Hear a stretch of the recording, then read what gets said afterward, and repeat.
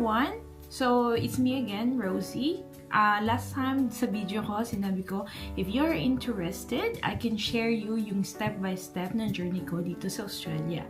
So, last time, sabi ko, i-mention ko kung paano nga ba ako nakapunta dito and ano yung process ng application ko. So, nung nag-apply sa Pilipinas, nakagraduate ako ng Bachelor of Science in Hospitality. So, I studied 4 years for that one. And then, bago ako graduate, meron akong nakita na post sa online saying that meron silang free seminar. Yung seminar na yun is conducted ng isang agency, which is naging agent ko sa pagpunta ko dito sa Australia. So, yung name ng agency is Eunice. So, yung agency na yon, meron sila before na branch din sa amin, sa Bicol. Meron din naman siya dun sa dalawang branch siya sa Bicol. Meron sa Naga, meron din naman sa Daet. And then yung sa akin, nung umattend ako nung seminar, like 70 or 60% siguro ng mga classmate ko umattend din. Then, that time, dalawa lang kami nung friend ko na nakaalis, that batch. Yung batch na nag-seminar, dalawa lang kami nung friend ko na nakaalis. And then, yung sa process, yun, dun sa orientation, sinabi nila kung paano yung process, ano yung mga gagastusin, ano yung mga information na kailangan nilang makuha, ano yung mga document na kailangan mong isubmit. And then, ito, yung sa akin, i-show ko sa inyo, ito yung, ano pa to, 2019 pa na application to. Pero ang nakalagay dito, ito, yun yung sample nila.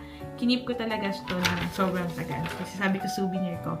So, yung course na kinuha ko dito is Commercial Cookery Certificate 3, 4, and Hospitality Diploma. Then, yung pinaka-total ng estimation nila sa akin is umabot sa 415,000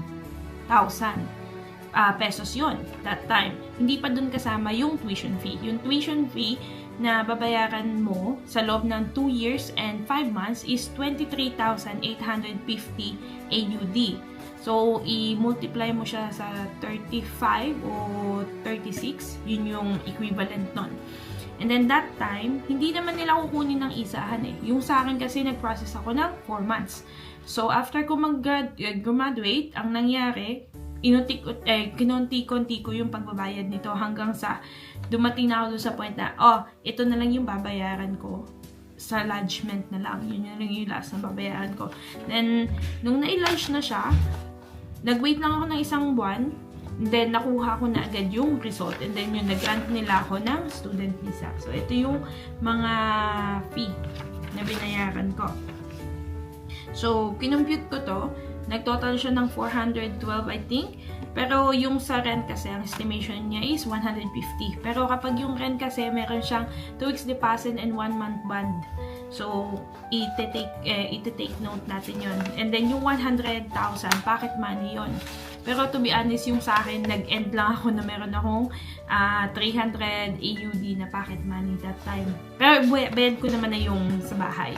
So, yun yung advantage ko that time. And then, yes, yung sa application, itong Eunice na to, still active ba yung agency na to? Pero ngayon, meron akong ibang agency kasi nawala na yung branch nila sa Bicol. Siguro naapektuhan sila ng COVID. Pero kung meron kayong tanong about sa legit na agency, I can give you yung agent ko ngayon. Sila yung nag-process ng visa ko papunta dito as a visitor visa and partner visa na din. So, yeah. Ayan. And then, meron pa akong isa. Ito yung una ko.